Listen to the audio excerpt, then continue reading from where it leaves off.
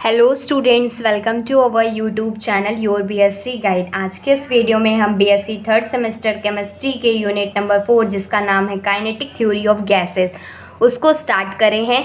तो आज उसका क्लास नंबर 3 है। इसके पहले की 2 क्लासेस हो चुकी है जो कि काफ़ी ज़्यादा इम्पॉर्टेंट है एग्ज़ाम के पॉइंट ऑफ व्यू से। और मैं आप लोगों को बता दूं कि ये मोस्ट इम्पॉर्टेंट यूनिट है जिससे एग्ज़ाम में क्वेश्चन बहुत ही ज़्यादा पूछे जाते हैं। तो आप पूरी वीडियो को ध्यान से देखिएगा और इसके जितने भी लेक्चर्स होते हैं सारे लेक्चर्स को अटेंड कीजिएगा। इससे किसी भी वैरायटी ऑफ क्वेश्चन पूछे जा सकते हैं आप लोगों के एग्ज़ाम से, और जितने भी पूछे जाएंगे मैं आप लोगों को गारंटी लेती हूँ कि मैं आप लोगों को जितना पढ़ाऊँगी उसी से ही पूछा जाएगा, क्योंकि मैं आप लोगों को सारे इंपॉर्टेंट टॉपिक्स कवर कराती हूँ। तो आज उसका क्लास नंबर 3 है और क्लास बहुत ही ज़्यादा इंपॉर्टेंट होने वाली है, क्योंकि आज की वीडियो में हम लोग पढ़ेंगे मैक्सवेल डिस्ट्रीब्यूशन लॉ, जिसे हम लोग मैक्सवेल्स बोल्ट्जमैन डिस्ट्रीब्यूशन लॉ के नाम से भी जानते हैं। आप वीडियो को स्किप बिल्कुल मत कीजिएगा। और एक बात बता दूं, मेरे चैनल पे आप लोगों को फिजिक्स, केमिस्ट्री, मैथमेटिक्स के सारे लेक्चर्स मिल जाएंगे, सारे यूनिट के मोस्ट इम्पॉर्टेंट क्वेश्चंस भी मिल जाएंगे। इसके पहले की जितने भी मैंने यूनिट कवर कराई थी उसके डिटेल लेक्चर्स भी प्रोवाइड किया था, और मैंने आप लोगों को इम्पॉर्टेंट क्वेश्चन वाली वीडियो भी प्रोवाइड करना स्टार्ट कर दिया है। ठीक, तो आप चाहे आपका पेपर रिटन बेसिस पे हो चाहे एमसीक्यूज़ बेसिस पे हो, मैं दोनों बेसिस पे आप लोगों को क्वेश्चंस प्रोवाइड कर रही हूँ। तो मेरे चैनल पे आप लोगों को सारा कंटेंट मिल जाएगा, सारा important question answer, revision, paper analysis सब कुछ मिल जाएगा। ठीक, तो आप लोग चैनल को सब्सक्राइब कर लीजिएगा, बेल आइकन को ऑल पे सेलेक्ट कर लीजिएगा ताकि मेरी हर वीडियो की नोटिफिकेशन आपको आधे घंटे पहले मिल जाए। ठीक, आज की वीडियो जो है बहुत ही ज़्यादा इंपॉर्टेंट होने वाली है, क्योंकि ये जो क्वेश्चन पूछा जाता है मैक्सवेल डिस्ट्रीब्यूशन लॉ के ऊपर, ये 15 मार्क्स का क्वेश्चन पूछा जाता है, शॉर्ट में भी पूछा जाता है 9-9 मार्क्स के। तो काफ़ी ज़्यादा इंपॉर्टेंट टॉपिक है और बहुत ही पेशेंस बना करके रखिएगा, क्योंकि आज की वीडियो में ऐसा पूरा समझा दूँगी आप लोगों को कि आप लोगों को पूरा रिटन वे में भी और पूरा अच्छे से समझ में भी आ जाएगा। कॉपी पेन निकाल लीजिए, वीडियो को पॉज कर लीजिएगा, नोट डाउन करते हुए चलिएगा और वीडियो को स्किप मत कीजिएगा, ना ही बहुत फास्ट करिएगा, नहीं तो आप लोगों को समझ में बिल्कुल नहीं आएगा। और मैंने आप लोगों को बताया हुआ है कि एक प्लेलिस्ट बनी हुई है बीएससी थर्ड सेमेस्टर केमिस्ट्री की, उसमें मैंने सीक्वेंस वाइज सारे लेक्चर्स को अपलोड किया है, सिलेबस बताया है, most important chapter, unit, topic बताए हुए हैं, और जितने इंपॉर्टेंट यूनिट है उसके सारे लेक्चर्स मिल जाएंगे, इंपॉर्टेंट क्वेश्चंस के भी और मिल जाएंगे। तो सारा कुछ मिल जाएगा। तो आप लोगों को मेरे चैनल पर जाना है, प्लेलिस्ट वाले सेक्शन पर प्लेलिस्ट आप लोगों को सीक्वेंस वाइज मिल जाएगी, नहीं तो आप डिस्क्रिप्शन बॉक्स, इस वीडियो के डिस्क्रिप्शन बॉक्स ओपन करेंगे तो उसमें भी लिस्ट का लिंक दिया हुआ है, तो आप लोग वहां से जाकर के भी देख सकते हैं। जो मैक्सवेल का डिस्ट्रीब्यूशन लॉ, तो मैक्सवेल एक साइंटिस्ट थे और उनका ये लॉ था जिसे हम मैक्सवेल बोल्ट्जमैन डिस्ट्रीब्यूशन लॉ के नाम से भी जानते हैं। इसका एक ग्राफ था, उसी बेसिस पे इन्होंने बताया था कि कैसे वेलोसिटी और फ्रैक्शन ऑफ मॉलिक्यूल्स के बीच में इन्होंने ग्राफ दिया था कि जितने भी मॉलिक्यूल्स होते हैं गैस के, उनकी अलग अलग वेलोसिटीज़ होती हैं कि, और जो मॉलिक्यूल्स हम जानते हैं कि कोलाइड करते हैं उसकी अलग अलग फ्रिक्वेंसी भी हो सकती है। तो वेलोसिटी के अकॉर्डिंग उसकी फ्रिक्वेंसी भी चेंज होती रहती है फ्रैक्शन ऑफ टाइम के साथ। कुछ ऐसा टाइम आता है जिसमें हाई हो जाती है, कुछ ऐसा टाइम आता है कुछ लो हो जाती है। तो ये कर्व हमें बताता है, तो ये बहुत ही इंपॉर्टेंट कर्व है। पहले मैं आप लोगों को इसका ग्राफ ही बता देती हूँ, फिर मैं आप लोगों को इसमें जितने भी पॉइंट्स लिखाऊंगी सब मोस्ट इंपॉर्टेंट ही होंगे। ठीक, जो ग्राफ इन्होंने दिया था, इन्होंने वेलोसिटी v का ग्राफ दिया था यहाँ पर नीचे, और इधर था फ्रैक्शन ऑफ मॉलिक्यूल्स का, फ्रैक्शन ऑफ मॉलिक्यूल, जिसे डेल्टा n अपॉन n से डिनोट करते हैं। ये ग्राफ जो होता है जीरो से नहीं स्टार्ट होता, थोड़ा सा, किसी भी मॉलिक्यूल की वेलोसिटी जीरो नहीं हो सकती, कुछ ना कुछ वेलोसिटी होती, इसीलिए थोड़ा सा ऊपर से स्टार्ट होता है और एकदम पीक लेवल पे पहुंचता है, फिर नीचे आ जाता है। और ये जो पीक पॉइंट पे, ये जो पीक पॉइंट है, इसको हम कहते हैं, ये इसको क्या कहते हैं, इसको कहते हैं पीक पॉइंट।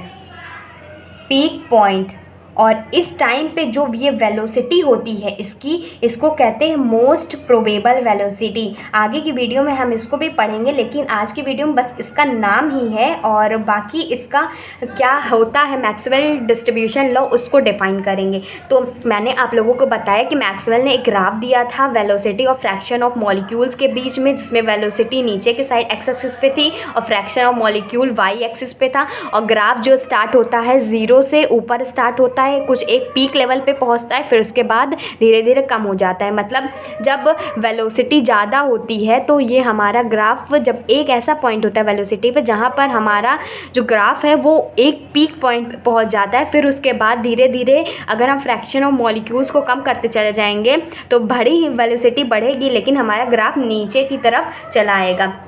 इसको Maxwell distribution of molecular velocity के नाम से भी जानते हैं। इसको मैं आप लोगों को लिखवा देती हूँ। कभी कभी ये जो ग्राफ है इसको कहा जाता है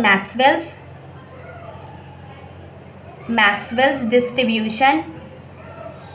मैक्सवेल का डिस्ट्रीब्यूशन था ऑफ मॉलिकुलर वेलोसिटी। ये जो मोस्ट प्रोबेबल वेलोसिटी है ना, ये मॉलिकुलर वेलोसिटी के अंदर ही टॉपिक आता है। नेक्स्ट वीडियो में मैं आप लोगों को बहुत ही डिटेल में बताऊँगी।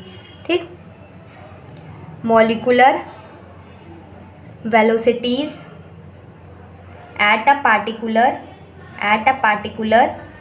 temperature।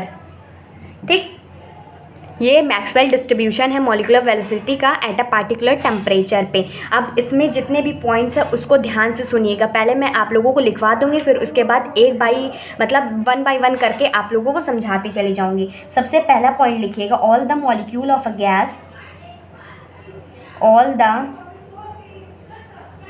molecule of a gas do not have equal velocities,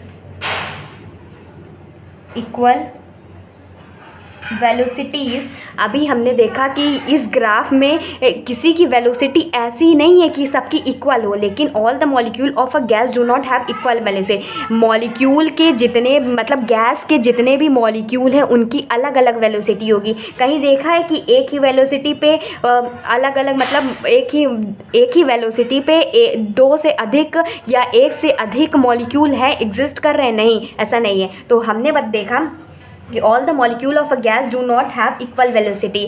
जितने भी गैस के मॉलिक्यूल हैं उनकी वेलोसिटीज़ कभी भी इक्वल नहीं हो सकती। बिकॉज लिखेंगे because the molecule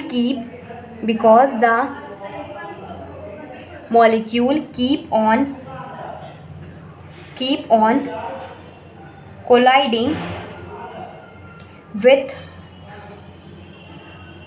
one another very frequently and their velocities keep on varying। जो मैंने अभी आप लोगों को समझाया, क्या समझाया कि जो मॉलिक्यूल्स होते हैं वो कोलाइड करते तो रहते हैं। अभी मैंने स्टार्टिंग में बताया ना कि मॉलिक्यूल्स कोलाइड करते रहते हैं एक दूसरे से, तो इसकी वजह से क्या होता है कि उसकी वेलोसिटी चेंज होती रहती है और अलग अलग मॉलिक्यूल के हिसाब से उसकी वेलोसिटी चेंज होती रहती है। तो इसीलिए हम कह सकते हैं कि उसकी इक्वल वेलोसिटी नहीं होती है। किसी एक वेलोसिटी पे एक मॉलिक्यूल एग्जिस्ट नहीं करता है, क्योंकि गैस के मॉलिक्यूल की अलग अलग वेलोसिटी होती है। क्यों अलग अलग होती है? क्योंकि वो एक दूसरे से कोलाइड करते रहते हैं, अलग अलग डायरेक्शन में मूव करते रहते हैं। अगर आपने काइनेटिक थ्योरी ऑफ गैसेस का फर्स्ट लेक्चर देखा हुआ है तो उसमें मैंने बहुत अच्छे से उसके पोस्टुलेट में सब कुछ अच्छे से समझाया हुआ है, कैसे वो मूव करता है, कैसे कोलाइड करता है, सब कुछ मैंने बताया हुआ है। ठीक, तो इसमें पहला पॉइंट ये लिखेंगे, जितने भी मॉलिक्यूल्स होते हैं गैस के उनकी इक्वल वेलोसिटी नहीं होती, क्योंकि मॉलिक्यूल्स जो होते हैं वो कोलाइड करते रहते हैं एक दूसरे से फ्रिक्वेंटली लगातार, और एक न एक के बाद वेलोसिटीज़ उसकी चेंज होती रहती है। अब नेक्स्ट एक कर्व के बारे में लिखेंगे। जो कर्व होता है डिस्ट्रीब्यूशन ऑफ मॉलिकुलर वेलोसिटी का, ये जो कर्व है पार्टिकुलर टेम्परेचर में दिया है और इसका एक फॉर्मूला भी आता है, उसको भी देखेंगे जो कि आप लोगों को सिर्फ पता होना चाहिए। ठीक, तो आगे देखते हैं इसमें। तो नेक्स्ट पॉइंट लिखेंगे इसमें, the curve gives the distribution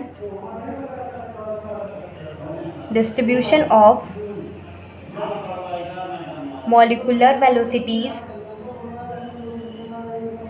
at a particular temperature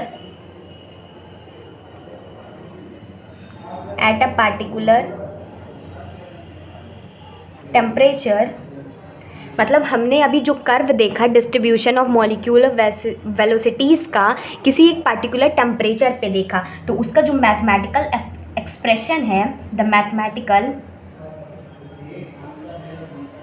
mathematical expression for the distribution of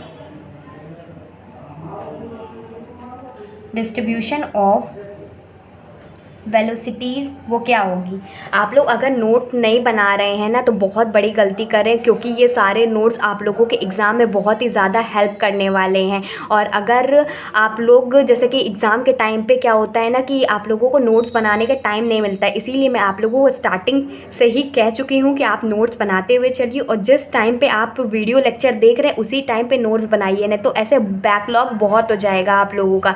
ठीक, तो आप उसी टाइम पे वीडियो को पॉज करा करिए और नोट्स बनाया करिए। ठीक, इसका जो मैथमेटिकल एक्सप्रेशन है वो है डेल्टा n अपॉन n, जिसे हमने अब आप लोगों को बताया कि ये फ्रैक्शन ऑफ मॉलिक्यूल्स के लिए होता है, is equal to 4 pi m upon 2 pi RT। आप लोगों को बस इतना पता होना चाहिए। ठीक, c स्क्वायर e की power minus MC square upon 2 RT DC।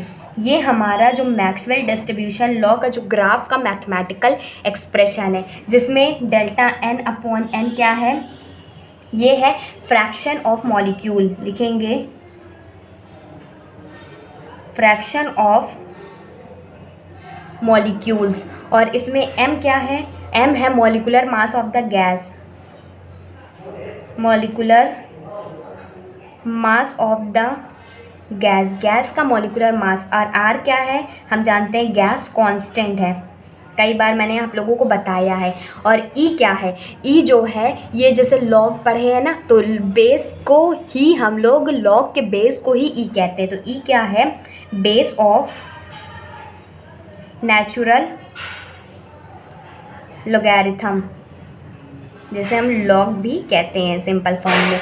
और टी क्या है, टी क्या है, एब्सोल्यूट टेम्परेचर है, एब्सोल्यूट टेम्परेचर। होप आप लोगों को अच्छे से समझ में आ गया होगा। अगर नहीं समझ में आया आप वीडियो को रिपीट करके देखिए, मैंने बहुत ही सिंपल वे में और बहुत ही अच्छे तरीके से आप लोगों को सारा पॉइंट समझा दिया। ये शॉर्ट में भी आता है तब भी आप लोग इतना ही लिखिएगा, लॉन्ग में आता है तो कुछ और कोशिश कीजिएगा कि इसमें पॉइंट्स बना करके लिख दीजिए, नहीं तो इतना भी लिखेंगे तभी आप लोगों को पूरे नंबर मिलेंगे। मैंने आप लोगों को क्या क्या बताया, मैंने आप सबसे ज़्यादा इंपॉर्टेंट तो ये ग्राफ है। अगर आप ग्राफ बना देते हैं ना तो एग्जामिनर को इतना पता चल जाएगा कि बच्चों को बहुत अच्छे से आता भी है, क्योंकि मेन तो ग्राफ ही है, उसमें ग्राफ है। फिर मैंने आप लोगों को बताया कि कितने मॉलिक्यूल कैसे कोलाइड करते हैं जिनकी वजह से वेलोसिटी सेम नहीं होती। Maxwell law of distribution velocity के ही ऊपर बेस्ड है पूरा का पूरा। बाकी मैंने इसके बारे में कर्व के बारे में बता दिया और इसका एक्सप्रेशन हो गया। और आप लोग जो टर्म इसमें यूज़ करते हैं ना उसको बताया करिए कि डेल्टा n अपॉन n क्या है, m क्या है, r क्या है।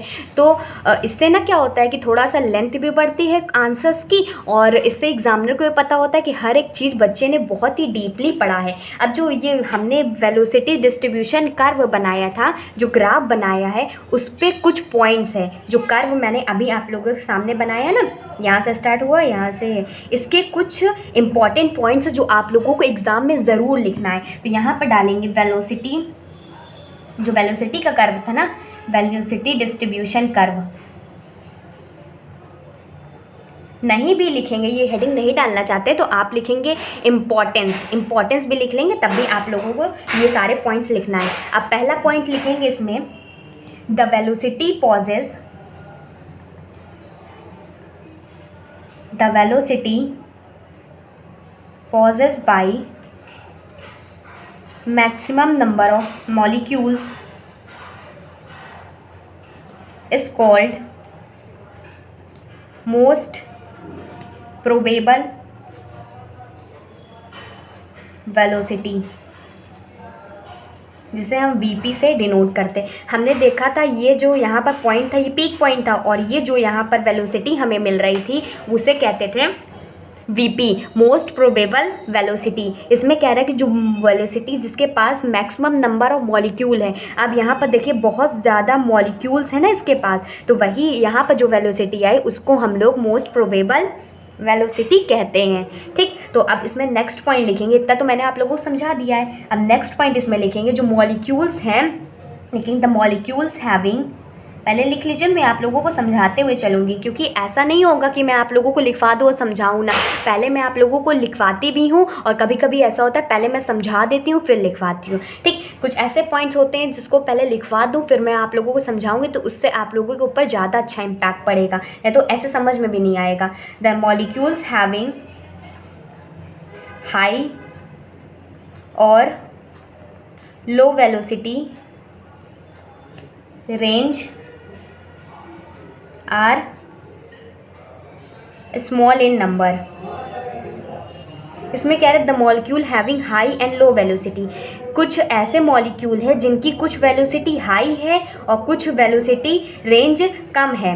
मतलब देखिए अगर वेलोसिटी की बात करेंगे तो यहाँ पर सबसे ज़्यादा हाई वेलोसिटी है और इसके पहले जो है ये सब कम वेलोसिटी पे है। तो ऐसे कुछ मॉलिक्यूल जिनकी हाई वेलोसिटी है और कुछ लो वेलोसिटी है, रेंज है, वो कम नंबर में होंगे। ठीक, अब इसमें तीसरा पॉइंट है, इंपॉर्टेंट पॉइंट है कि जितने total area under the curve, जितना एरिया कर्व के अंदर आएगा ये क्या रिप्रेजेंट करता है कि कितने नंबर ऑफ मॉलिक्यूल्स होंगे। लिखेंगे total area under the curve represent total number of molecule. ये सारे पॉइंट्स को भी आप लोग अगर मैक्सवेल डिस्ट्रीब्यूशन लॉ का कॉन्सेप्ट पूछता है तो ये सारे पॉइंट्स को भी अच्छे से लिखना है, क्योंकि ये कर्व के बारे में पूरा अच्छे से डिफाइन करता है। तो अगर आप लोगों को मैक्सवेल डिस्ट्रीब्यूशन लॉ अच्छे से समझ में आ गया तो आप कमेंट करके बताइए कि हाँ समझ में आ गया। मैं आप लोगों के लिए बहुत मेहनत कर रही हूँ, हर एक जगह से कॉन्टेंट लाने की कोशिश कर रही हूँ, जितना अच्छा हो सके मैं उतनी अच्छी गाइडेंस देने की कोशिश कर रही हूँ। तो आप लोग भी कमेंट करके बताइए आप लोगों को वीडियो कैसी लगती है, आप लोगों को समझ में आता है कि नहीं आता है, और ज़्यादा से ज़्यादा बच्चों तक शेयर कीजिए ताकि और बच्चों तक ये एजुकेशन पहुंच सके। बहुत सारे ऐसे बच्चे हैं जिनके पास फाइनेंशियल इशू है, तो वो लोग अच्छे से पढ़ाई नहीं कर पाते, गाइडेंस नहीं मिल पाती और वो पढ़ना चाहते हैं, अच्छे मार्क्स स्कोर करना चाहते हैं। तो मेरे चैनल पे आप लोगों को हर एक वैरायटी में सब कुछ मिलने को तैयार है। आप मुझसे बस बोलिए तो मैं हर एक तरह का कंटेंट प्रोवाइड करती हूँ, चाहे फिजिक्स केमिस्ट्री मैथ्स हो। इन फ्यूचर और भी सब्जेक्ट्स इंक्लूड हो सकते हैं, तो आप लोग ज़्यादा से ज़्यादा शेयर कीजिए। ठीक, अब आगे देखते हैं। अब जो नेक्स्ट टॉपिक होगा वो है मॉलिक्यूलर वेलोसिटी। मैंने सोचा था इसको बाद में करा दूं, लेकिन मैंने आप लोगों को इसमें मोस्ट प्रोबेबल वेलोसिटी बता दी है, तो मैं चाहती हूँ कि पूरा का पूरा मॉलिक्यूलर वेलोसिटी वाला कॉन्सेप्ट मैं आप लोगों के लिए क्लियर करा दूं। तो नेक्स्ट हेडिंग डाल लीजिएगा molecular velocities. Molecular velocities, molecular velocity नाम से ही पता चल रहा है, दिख रहा है आप लोगों को। मॉलिक्यूलर वेलोसिटी नाम से ही पता चल रहा है, मतलब मॉलिक्यूल्स की वेलोसिटी, मतलब कितने स्पीड से वो मूव कर रहा है। तो ये 3 तरह की होती है जो आप लोगों को पढ़ना है। पहला एवरेज, दूसरा रूट मीन स्क्वायर वेलोसिटी और तीसरा मोस्ट प्रोबेबल वेलोसिटी, जो कि मैंने आप लोगों को बताया। और शॉर्ट ट्रिक भी बताऊंगी इसको याद कैसे रखना है, क्योंकि ये जो मॉलिक्यूलर वेलोसिटी है शॉर्ट में क्वेश्चन ज़रूर आता है कि आप लोग एवरेज वेलोसिटी को डिफाइन कीजिए, रूट मीन को डिफाइन कीजिए, ये कह सकते हैं पूरा मॉलिक्यूलर वेलोसिटी को डिफाइन कीजिए, तो आप लोगों को पता होना चाहिए। तो ये 3 टाइप के होते हैं। सबसे पहले एवरेज वेलोसिटी होता है, एवरेज वेलोसिटी, और दूसरा है root mean square, root mean square velocity, और तीसरी होती है most probable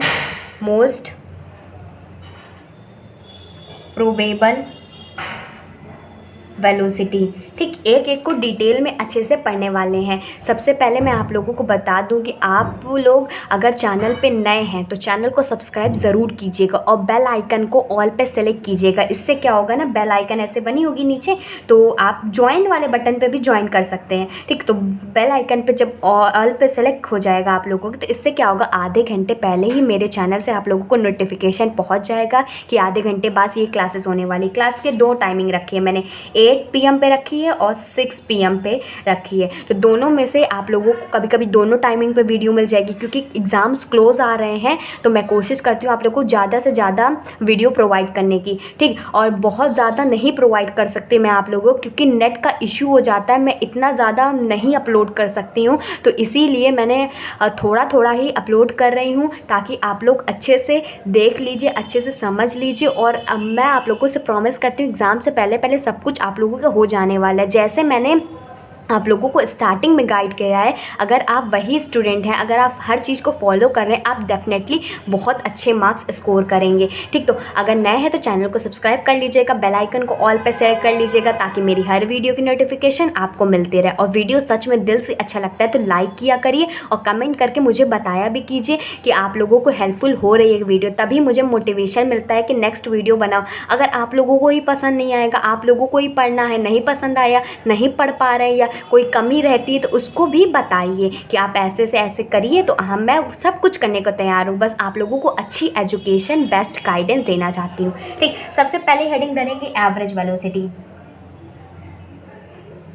average velocity, average velocity जो है इसको V एवरेज और C एवरेज और C से भी डिनोट करते हैं। सबसे पहले इसमें लिखेंगे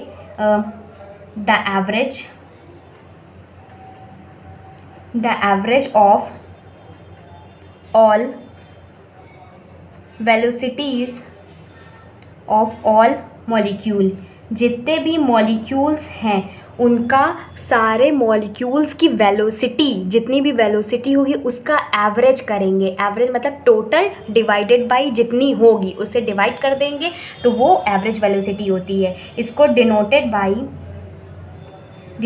बाई V एवरेज से भी इसको डिनोट करते हैं, कभी कभी C एवरेज से भी डिनोट कर देते हैं, क्योंकि हम वेलोसिटी को C से भी कभी कभी डिनोट करते हैं, और सिंपली C भी इसको हम लिख सकते हैं। तो ये 3 तरीके हैं इसको डिनोट करने का। अगर आपके एग्ज़ाम में C एवरेज दे दिया गया कि C एवरेज बताइए ये क्या है, मतलब इसको डिफ़ाइन कीजिए, तो आप लोगों को पता होना चाहिए ना कि एवरेज वेलोसिटी को डिफ़ाइन करना है। इसका फॉर्मूला होता है, फॉर्मूला देख लीजिए, V एवरेज या C एवरेज या सिंपली C का फॉर्मूला। तो मान लेते हैं हमारे पास बहुत सारे मॉलिक्यूल्स हैं, जैसे μ1 हो गया, μ2 हो गया, μ3 हो गया, μ4 हो गया, total number of n number of molecules हैं, ठीक। तो हम कैसे लिखेंगे कि हमारे पास μ1 है प्लस μ2 है, μ3 है, ऐसे ही μn तक है, और टोटल कितने n है। तो हम सारी वेलोसिटीज़ का सम करेंगे, फिर उसके बाद जितनी भी होंगी उसे डिवाइड कर देंगे, और इसको कहते हैं एवरेज वेलोसिटी। लेकिन जो इसका मेन फार्मूला है, इंपॉर्टेंट फार्मूला है, आप लोगों को पता होना चाहिए, क्योंकि अगर आपका MCQs होता है तब आप लोगों को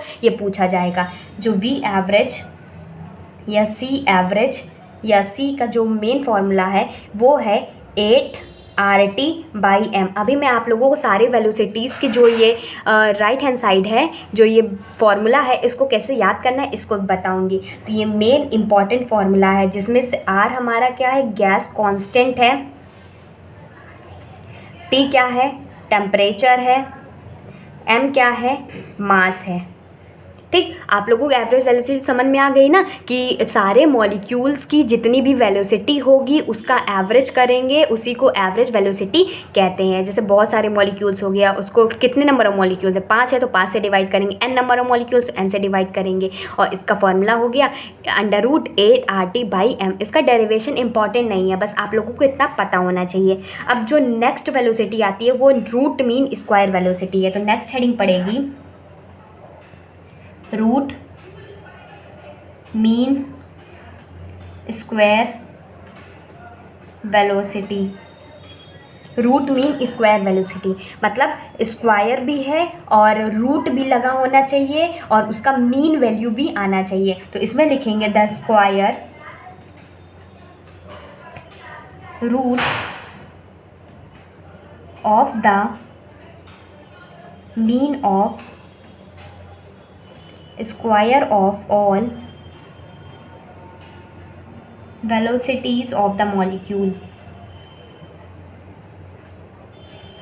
इसमें कह रहा है द स्क्वायर रूट लेना है of the mean of the square of all the velocity, सारी वेलोसिटी का स्क्वायर करके मीन लेना है, ठीक, ऑफ द मॉलिक्यूल। इसको मैं बताती हूँ आप लोगों को। सबसे पहले इसको डिनोटेड करते हैं, डिनोटेड बाई VRMS, कहीं पर URMS लिख देते हैं और इसको CRMS से भी मतलब डिनोट करते हैं। RMS का मतलब रूट मीन स्क्वायर, ठीक, और V वेलोसिटी हो गया, C को भी वेलोसिटी से भी, और कभी कभी U को भी वेलोसिटी से हम लोग डिनोट कर देते हैं। तो इसका जो फॉर्मूला आया VRMS का वो आ गया, मतलब स्क्वायर रूट, सबसे पहले square root, the square root of the mean of the square of the, यहाँ देखिए स्क्वायर ऑफ द वेलोसिटीज़, हमने माना था μ1 μ2 μ3 है, तो इसका μ1 का स्क्वायर, μ2 का स्क्वायर, ऐसे ही μn का स्क्वायर हमने स्क्वायर कर लिया। फिर उसका मीन लेना है,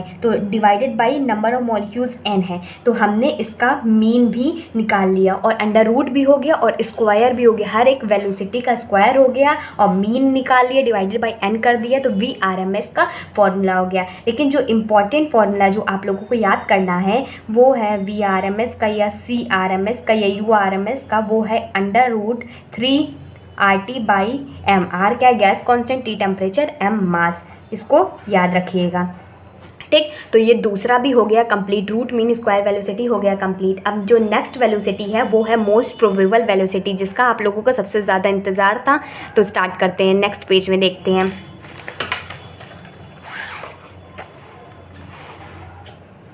तो थर्ड वेलोसिटी है वो है मोस्ट प्रोबेबल वेलोसिटी।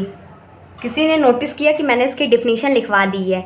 अभी कहाँ लिखवाई थी? मैंने आप लोगों को ये बताया ना, वेलोसिटी डिस्ट्रीब्यूशन कर्व में जो वेलोसिटी जिसमें one maximum number of molecules हो उसको मोस्ट प्रोबेबल वेलोसिटी कहते हैं। तो आप लोग इसको भी लिख सकते हैं, नहीं तो एक और डेफिनेशन मैं आप लोगों को लिखवा देती हूँ ताकि और भी अच्छे से क्लियर हो जाए, ठीक। तो मोस्ट प्रोबेबल वेलोसिटी की लिखेंगे द वेलोसिटी, और आप लोगों को पूरी डेफिनेशन अच्छे से याद भी करनी है, ये नहीं कि समझ लीजिए, आप लोगों को याद हो जाएगी, ठीक। The velocity possesses by the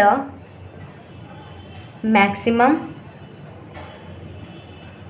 number of molecule of gas. इसमें कह रहे हैं the velocity pauses by the maximum number of molecule of the gas, जहाँ ऐसी वेलोसिटी जहाँ पर बहुत सारे नंबर्स में गैस के मॉलिक्यूल्स पाए जाते हैं। इसको किससे डिनोट करते हैं? लिखेंगे डिनोटेड बाय CP या VMP से। CP मतलब C और P मोस्ट प्रोबेबल वेलोसिटी इसको भी कहते हैं, और MP का मतलब मोस्ट प्रोबेबल, CP और VMP से भी डिनोट करते हैं। और इसका फॉर्मूला होता है CP और VMP का under root 2RT/m। R gas constant, T temperature, M mass. Important formula है, इसको याद रखिएगा, ठीक। अब मैं आप लोगों को बताती हूँ कि कैसे आप लोगों को सारी वैल्यूज़ को याद रखना है, कैसे सारी वेलोसिटी को याद रखनी है। उससे पहले मैं आप लोगों को बता दूँ कि V एवरेज हमने पढ़ा V most probable velocity, root mean square velocity पढ़ा, एवरेज पढ़ा, फिर रूट मीन स्क्वायर वेलोसिटी पढ़ा, फिर VMP पढ़ा, V average, VRMS, VMP, average velocity, root mean square velocity, most probable velocity. अभी हमने 3 चीज़ पढ़ी। हमने देखा V एवरेज का फॉर्मूला क्या था? 8RT/m, और VRMS का क्या था? 3RT/m, और मोस्ट प्रोबेबल क्या था?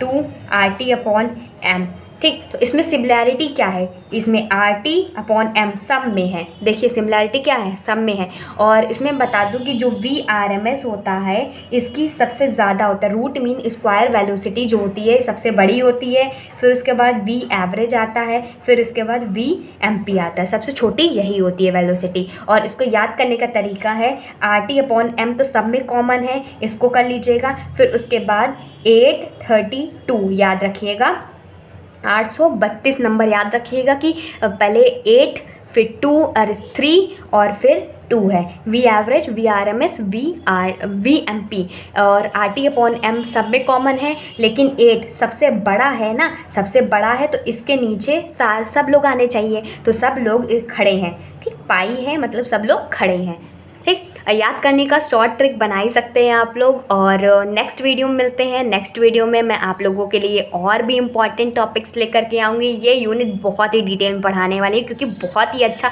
यूनिट है, आप लोगों को समझ में आएगा। चैप्टर बहुत अच्छा है, हर एक कॉन्सेप्ट आप लोगों को समझ में आने वाले। अभी तक वीडियो अच्छी लगी है तो लाइक कीजिएगा, ज़्यादा से ज़्यादा शेयर कीजिएगा। कोई भी डाउट होता है तो आप कमेंट करके पूछ लिया करिए, और आप कमेंट करके ये भी बताया करिए कि आप लोगों को समझ में आ रहा है कि नहीं आ रहा है। कोई चेंजेस हो वो भी बताइएगा, चाहे किसी भी चीज़ से रिलेटेड हो।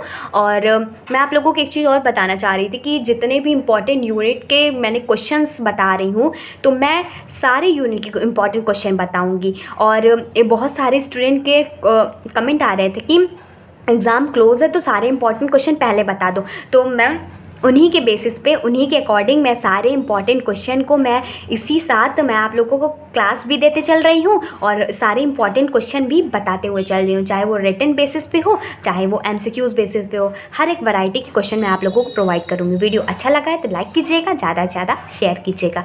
Good bye and stay safe.